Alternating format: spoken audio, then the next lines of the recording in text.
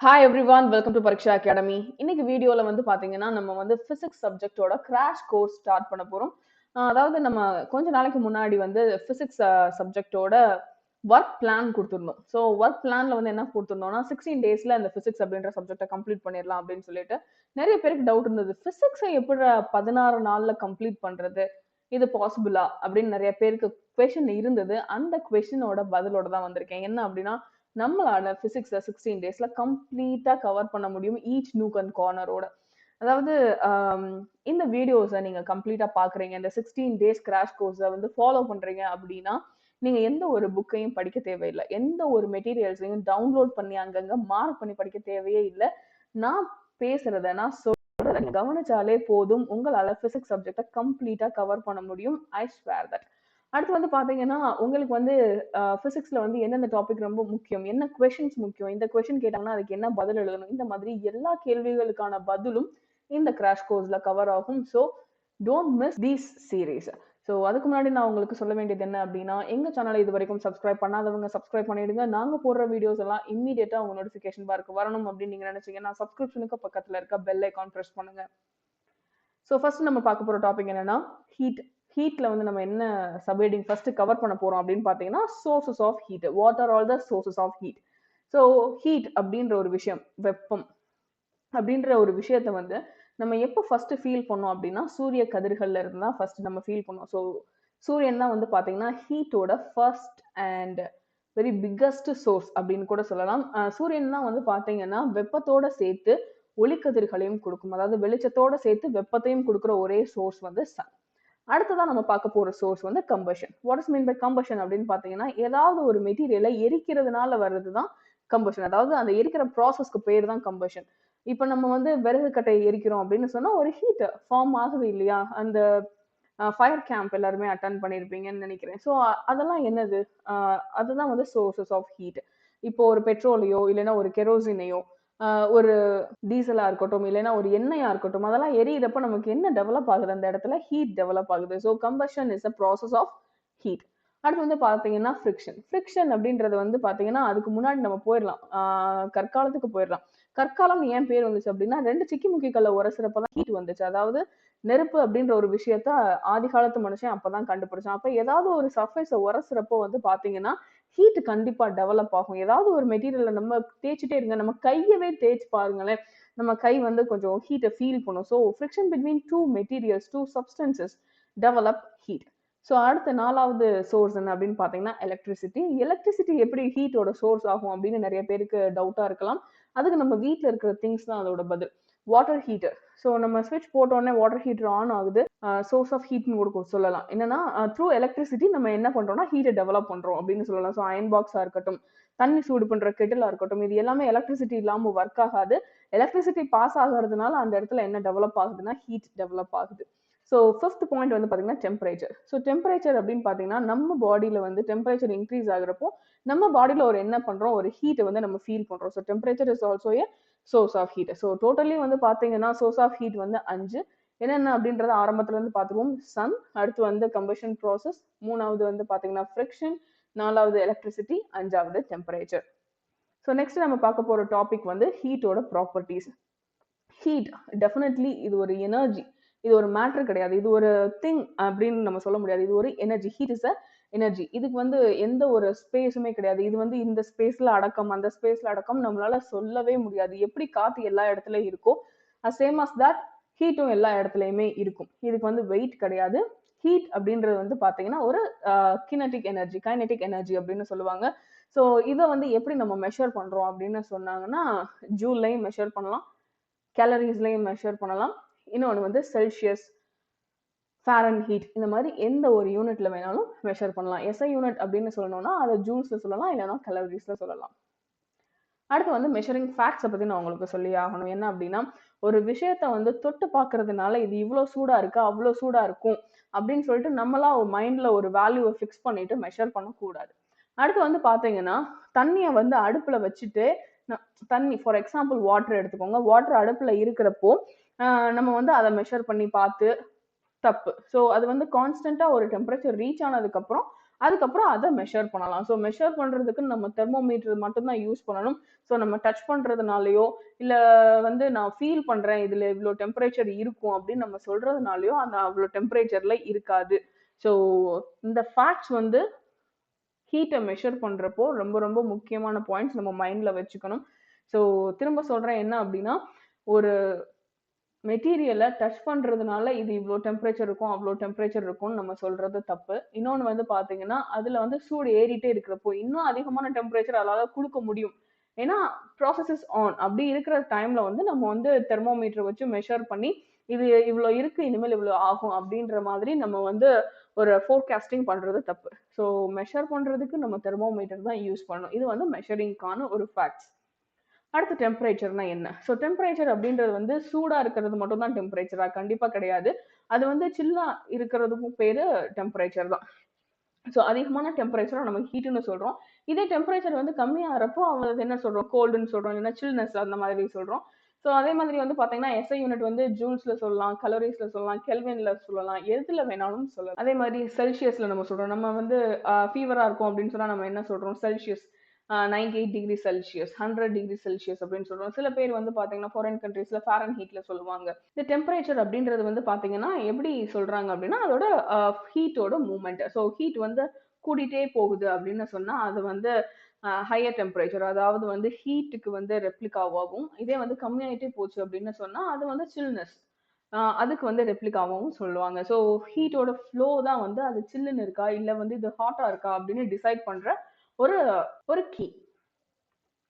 அடுத்து வந்து பாத்தீங்கன்னா boiling point of water. So boiling point of water அப்படின்றது வந்து பாத்தீங்கன்னா வாட்டர் வந்து எந்த டிகிரி செல்சியஸ்ல கொதிக்கும். இப்ப நம்ம தண்ணியை வச்சோடனே கொதிக்கிற போறது கிடையாது. அது கொஞ்ச நேரம் கழிச்சு தான் கொதிக்குது. எந்த ஒரு பாயிண்ட்டை ரீச் பண்ணதுக்கு அப்புறம் அது வந்து வாட்டரோட பாயிலிங் பாயிண்ட் அப்படின்னு சொல்றோம்னா வாட்டர் வந்து 100 டிகிரி செல்சியஸை ரீச் பண்றப்பதான் அது என்ன ஆகும்னா அது வந்து கொதிக்கவே செய்யும். So boiling point of water வந்து 100 டிகிரி செல்சியஸ்.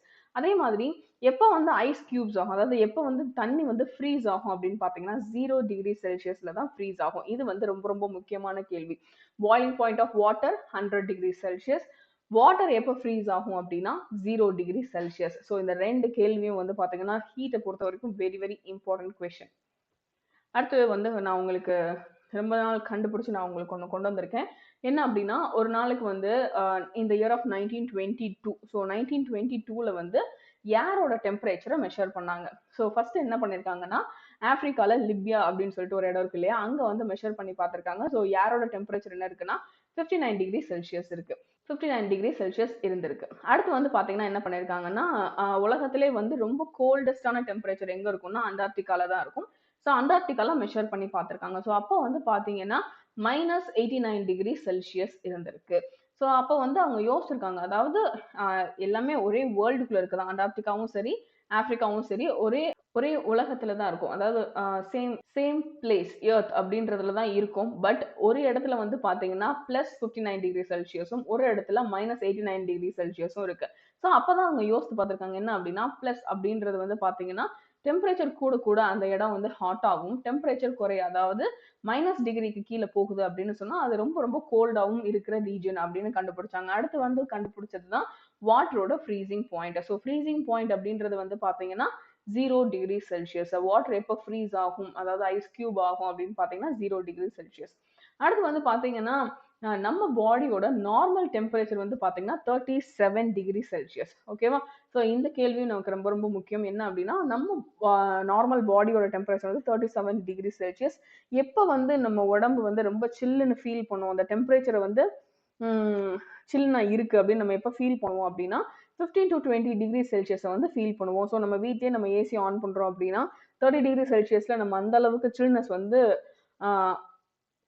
அப்சர்வ் பண்ண மாட்டோம். ஸோ இந்த டேர்ம்ஸ் ஆஃப் 22 20 அப்பதான் வந்து பாத்தீங்கன்னா ரொம்ப சில்லுன்னு இருக்கும். 16லாம் போனோம் அப்படின்னு சொன்னா ரொம்பவே சில்லுன்னு இருக்கும். ஸோ இதுதான் வந்து இந்த இயர் ஆஃப் 1922ல தான் வந்து பாத்தீங்கன்னா அவங்க இந்த டெம்பரேச்சர் மெஷர்மெண்ட்டை பத்தின ஒரு ஸ்டடியே பண்ணாங்க அப்படின்னு சொல்லலாம். ஸோ அடுத்து வந்து thermometer. So without thermometer we can't able to measure heat அப்படின்னே சொல்லலாம்.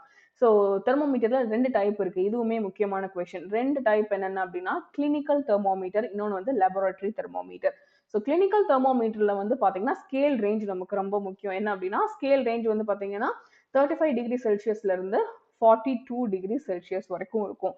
கிளினிக்கல் தெர்மோமீட்டர் அப்படின்றது ஹாஸ்பிட்டல்ல யூஸ் பண்ற ஒரு தெர்மோமீட்டர். ஸோ அங்க வந்து பாத்தீங்கன்னா நமக்கு ஃபீவர் வருது அப்படின்னு சொன்னா அவங்க எப்படி மெஷர் பண்றாங்க? 100 டிகிரி இருக்கு அப்படின்னு சொல்றாங்கல்ல. ஆக்சுவலா நமக்கு வந்து அவங்க சொல்ற டெம்பரேச்சர் வந்து in terms of Fahrenheit. So அவங்க சொல்றப்போ டிகிரி செல்சியஸ்ல சொல்லக்கூடாது, ஃபாரன்ஹீட்ல சொல்லணும். இனிமேல் நம்ம தெரிஞ்சுக்கிட்டோம் இல்லையா? ஸோ நம்ம வந்து ஃபீவர் செக் பண்றப்போ நம்ம அப்படியே சொல்லிக்கலாம். எப்படி அப்படின்னா எனக்கு வந்து 99 டிகிரி ஃபாரன்ஹீட் ஃபீவர் இருக்கு அப்படின்னு சொல்லிட்டு. ஸோ இதை வந்து இன் டர்ம்ஸ் ஆஃப் செல்சியஸ்லயும் சொல்லலாம், ஃபாரன்ஹீட்லயும் சொல்லலாம்னு சொன்னேன். நமக்கு இந்த ரேஞ்ச் தான் முக்கியம். ஸோ கிளினிக்கல் தெர்மோமீட்டர்ல என்ன ரேஞ்சில் இருக்கும் அந்த தெர்மோமீட்டர் அப்படின்னா 35 degree Celsius minimum, maximum 42 degree Celsius. இதே வந்து இன் டர்ம்ஸ் ஆஃப் ஃபாரன்ஹீட்ல சொல்லணும்னா 94 டிகிரி ஃபாரன்ஹீட். 35 டிகிரி செல்சியஸை வந்து கன்வெர்ட் பண்ணோம்னா ஃபாரன்ஹீட்டுக்கு 94 டிகிரி ஃபாரன்ஹீட்னு வரும். 42 டிகிரி செல்சியஸை வந்து கன்வெர்ட் பண்ணோம்னா இன் டர்ம்ஸ் ஆஃப் ஃபாரன்ஹீட்ல 108ன்னு வரும். ஓகேவா? அப்ப வந்து லேபரட்டரி தெர்மோமீட்டரோட ரேஞ்ச் என்ன அப்படின்னா 10 டிகிரி செல்சியஸ்ல இருந்து 110 டிகிரி செல்சியஸ் வரைக்கும்.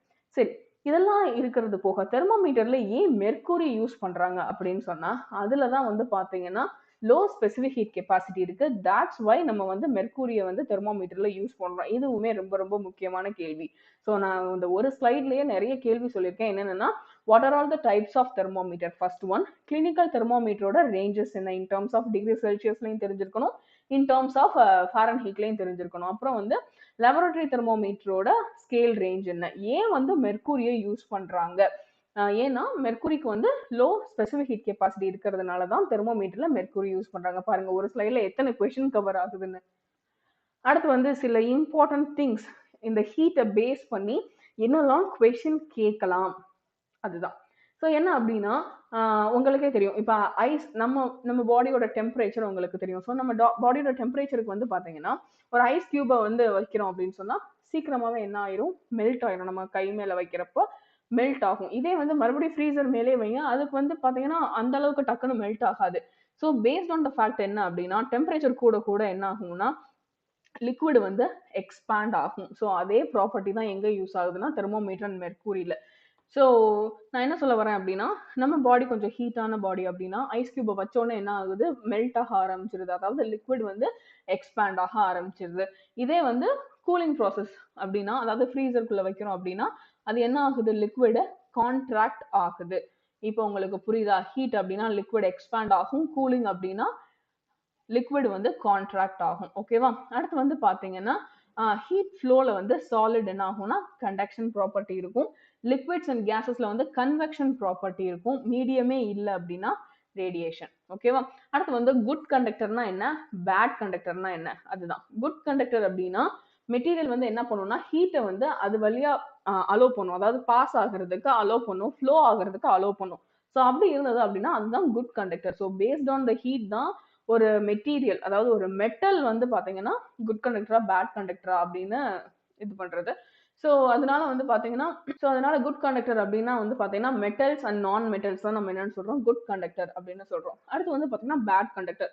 இன்சுலேட்டர் எல்லாமே வந்து பாத்தீங்கன்னா பேட் கண்டக்டர் அப்படின்னு தான் சொல்லுவாங்க. அதாவது எந்த ஒரு மெட்டீரியல் வந்து தான் வழியா ஹீட்டை அலோ பண்ணல அப்படின்னா வந்து அதுக்கு பேர் என்னன்னா பேட் கண்டக்டர். ஃபார் எக்ஸாம்பிள் கோழி இறகெல்லாம் எடுத்துக்கிட்டீங்க அப்படின்னு சொன்னா டக்குன்னு பொசுங்கி போயிடும். அது ஹீட்டை வந்து என்ன பண்ணாது, உள்ள அலோ பண்ணாது. ஸோ அதெல்லாம் வந்து பாத்தீங்கன்னா டக்குன்னு ஃபெயிலியர் ஆயிரும். So those are all the bad conductor. அடுத்து வந்து பாத்தீங்கன்னா சம் இன்ட்ரெஸ்டிங் ஃபேக்ட் வந்து சொல்ல போறேன். என்ன அப்படின்னா ஸோ டியூரிங் வின்டர் டைம்ஸ் வந்து பாத்தீங்கன்னா நம்ம ஸ்வெட்டர்ஸ் யூஸ் பண்ணுவோம், வில்லன் ஸ்வெட்டர்ஸ். ஸோ அந்த வில்லன் ஸ்வெட்டர்ஸ்லாம் நம்மள வார்மா வச்சுக்க யூஸ் பண்ணும். ஏர் அப்படின்றது வந்து பாத்தீங்கன்னா ஹீட்டோட வெரி குட் இன்சுலேட்டர். அடுத்து வந்து பாத்தீங்கன்னா டார்க் கலர்டு ஆப்ஜெக்ட்ஸ் வந்து ஹீட்டை ரொம்ப அப்சர்வ் பண்ணும் அப்படின்னு சொல்லுவாங்க. ஏன் அப்படின்னா ஃபார் எக்ஸாம்பிள் நம்ம யூஸ் பண்ற அம்ப்ரெல்லா எடுத்துக்கோங்க. நிறைய பேர் கிடையாது, 95% ஆஃப் த அம்ப்ரெல்லா வந்து பாத்தீங்கன்னா பிளாக் கலர்ல தான் இருக்கும். அதுக்கு காரணம் என்ன அப்படின்னா அது ஹீட்டை வந்து நிறையவே அப்சர்வ் பண்ணும். ஸோ அந்த அம்ப்ரெல்லாவை தாண்டி நம்ம தலைமையில ஹீட் இறங்காது. தட்ஸ் வை வந்து பாத்தீங்கன்னா அம்ப்ரெல்லா முக்காவாசி பிளாக் கலர்ல இருக்கு. ஸோ லைட் கலர்ல அம்ப்ரெல்லா இருந்தா தயவு செஞ்சு வாங்காதீங்க, அதுல வந்து நோ யூஸ். அதுக்காக தான் சொல்ல வந்தேன். அடுத்து வந்து பாத்தீங்கன்னா டே டைம்ல வந்து லேண்ட் ஈஸியா வந்து என்ன ஆயிரும்னா ஹீட் ஆயிரும். வாட்டர் வந்து அந்த அளவுக்கு ஹீட் ஆகாது.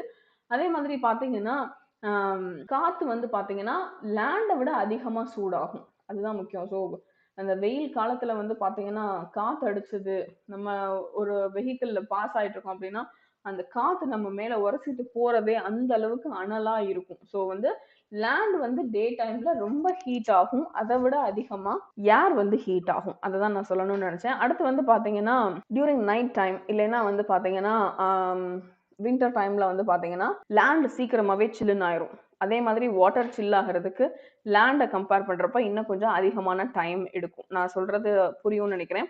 டே டைம்லயா இருக்கட்டும் இல்லைன்னா சம்மர் டைம்லயா இருக்கட்டும் என்ன ஆகும்னா லேண்ட் வந்து சீக்கிரமாவே வெப்பமாயிரும். சீக்கிரமாவே ஹீட் ஆயிரும். ஏர் வந்து கொஞ்சம் ஸ்லோவா தான் ஹீட் ஆகும் வென் கம்பேர் டு லேண்ட். இதே வந்து டியூரிங் நைட் டைமா இருக்கட்டும் இல்லைன்னா வின்டர் சீசன்லயா இருக்கட்டும் ஏர் சீக்கிரமா கூல் ஆயிரும். பட் லேண்ட் கூல் ஆகிறதுக்கு கொஞ்சம் டைம் எடுக்கும். அவ்வளவுதான். அடுத்த முக்கியமான கொஸ்டின், அதுவும் வந்து ஹீட்ல last and final question, sea பிரீஸ்னா என்ன, லேண்ட் பிரீஸ்னா என்ன? இது வந்து ரொம்ப ரொம்ப இம்பார்ட்டன்டான கொஸ்டின். சி பிரீஸ் அப்படின்றது வந்து பாத்தீங்கன்னா கடல்ல இருந்து வர்ற காத்து பேரு தான் C breeze. So air from C breeze. அது வந்து கொஞ்சம் ஹாட்டா இருக்கும். சி பிரீஸ் எப்படி இருக்கும் அப்படின்னு கூட சில பேர் கேட்பாங்க கொஸ்டின்ல. அது வந்து ஹாட்டா இருக்கும். அடுத்து வந்து பாத்தீங்கன்னா லேண்ட் பிரீஸ். லேண்ட் பிரீஸ் அப்படின்றது வந்து பாத்தீங்கன்னா லேண்ட்ல இருந்து சீக்குள்ள போற அந்த காத்தை தான் நம்ம என்னன்னு சொல்றோம்னா லேண்ட் பிரீஸ் அப்படின்னு சொல்லுவாங்க. ஸோ வெளியில இருந்து கடலுக்குள்ள போறது கூலா தான் இருக்கும். கடல்ல இருந்து வெளியே வர்றது ஹாட்டா இருக்கும். அப்படி ஞாபகம் வச்சுக்கோங்க. So land breeze always cool, C breeze வந்து பாத்தீங்கன்னா ஹாட். ஸோ இவ்வளவுதான் நான் ஹீட்டை பத்தி சொல்ல வேண்டியது. ஹீட்டை பத்தின நிறைய விஷயம் பார்த்துருக்கோம். What are the sources, what are all the properties, டெம்பரேச்சர்னா என்ன, தெர்மோமீட்டர்னா என்ன, தெர்மோமீட்டரை பத்தின இன்ட்ரெஸ்டிங் ஃபேக்ட்ஸ், ஹீட்டை பத்தின இன்ட்ரெஸ்டிங் ஃபேக்ட்ஸ், அதுல இருந்து என்னெல்லாம் கொஸ்டின் கேட்பாங்க, என்ன கொஸ்டின் கேட்டா எப்படி ஆன்சர் பண்ணணும், நிறைய விஷயம் இன்னைக்கு நம்ம வீடியோல பார்த்துருக்கோம். இன்னைக்கு டே 1 கோர்ஸ் உங்களுக்கு யூஸ்ஃபுல்லா இருந்தது அப்படின்னு நீங்க நினைச்சீங்கன்னா லைக் பண்ணுங்க, உங்க ஃப்ரெண்ட்ஸோட ஷேர் பண்ணிக்கோங்க. அது மட்டும் இல்ல, இன்னைக்கு பார்த்த இந்த வீடியோல உங்களுக்கு ஏதாவது டவுட் இருந்தது அப்படின்னு சொன்னா நீங்க தாராளமா கமெண்ட் செக்ஷன்ல கேட்கலாம். இது வரைக்கும் எங்க சேனலை சப்ஸ்கிரைப் பண்ண மறந்துருந்தீங்க அப்படின்னு சொன்னா சப்ஸ்கிரைப் பண்ணிடுங்க. நாங்க போடுற வீடியோஸ் எல்லாம் உடனே உங்க நோட்டிபிகேஷன் பாருக்கு வரணும் அப்படின்னு நீங்க நினைச்சீங்கன்னா சப்ஸ்கிரிப்ஷனுக்கு பக்கத்துல இருக்க பெல் ஐகான் பிரஸ் பண்ணுங்க. Thank you so much for watching the video.